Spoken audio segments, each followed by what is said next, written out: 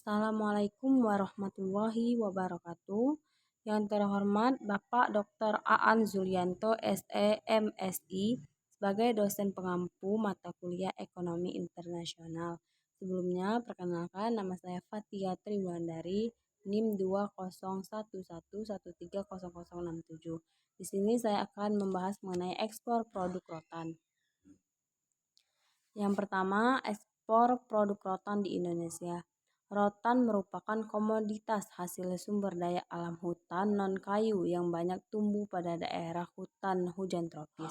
Tanaman rotan adalah sejenis tanaman palem merambat yang bisa tumbuh dengan panjang mencapai 100 meter lebih. Rotan memiliki nilai jual tinggi terutama untuk kegiatan ekspor. Nilai ekspor produk rotan Indonesia berangsur meningkat beberapa tahun terakhir. Kebijakan larangan ekspor bahan baku rotan mendorong peningkatan nilai tersebut. Meski demikian, nilai itu belum menyamai saat ekspor berada pada masa puncaknya. Yang kedua, banyak rotan yang diekspor dari negara tujuan ekspor rotan. Banyak rotan yang diekspor. Kementerian Perdagangan atau Kemendak mencatat nilai ekspor produk rotan Indonesia selama Januari hingga Agustus tahun 2020 meningkat 4,35% dibandingkan periode sama di tahun 2019. Menurut Mendak, tren ekspor produk rotan Indonesia juga mengalami kenaikan dalam kurun waktu tahun 2015 hingga tahun 2019, di mana peningkatannya sampai sebesar 2,11%. Namun mulai Agustus 2020, usaha rotan mulai meningkat sedikit demi sedikit untuk melayani permintaan pasar ekspor. Kini di tahun 2021, ekspor mebel di sana mengalami peningkatan sekitar 35% dibanding tahun sebelumnya. Negara tujuan ekspor rotan. Beberapa negara tujuan ekspor rotan Indonesia yaitu Jerman, Israel, Malaysia, Rusia, Turki, Amerika Serikat, Inggris, Belanda, dan Finlandia. Negara kompetitor, Cina dan Italia dalam 6 tahun terakhir telah merebut pangsa pasar Indonesia akibat kebijakan pemerintah yang membuka keran ekspor bahan baku rotan dengan alasan persediaan bahan baku rotan nasional yang melimpah tidak dapat diserap industri nasional. Selanjutnya, posisi rotan Indonesia pada perdagangan internasional. Saat ini Indonesia menempati posisi ketiga 7,68% dalam perdagangan rotan di pasar global setelah Cina 20,72% dan Italia 17,71%.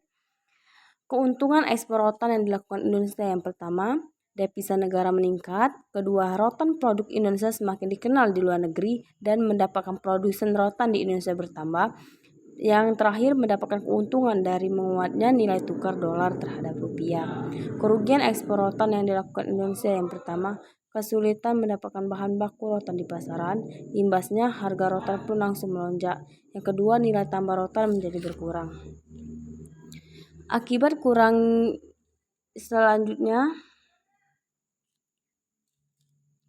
kurang digarapnya empat instrumen deforestation industri, hilir rotan tidak mampu berkembang, hanya menyerap sedikit bahan baku. Karena lemahnya pengawasan atau pengangkutan rotan antar pulau, maraklah penyelundupan ekspor rotan, intensitas persaingan yang sedang berlangsung, ancaman calon pendatang baru, kekuatan tawar-menawar pemasok.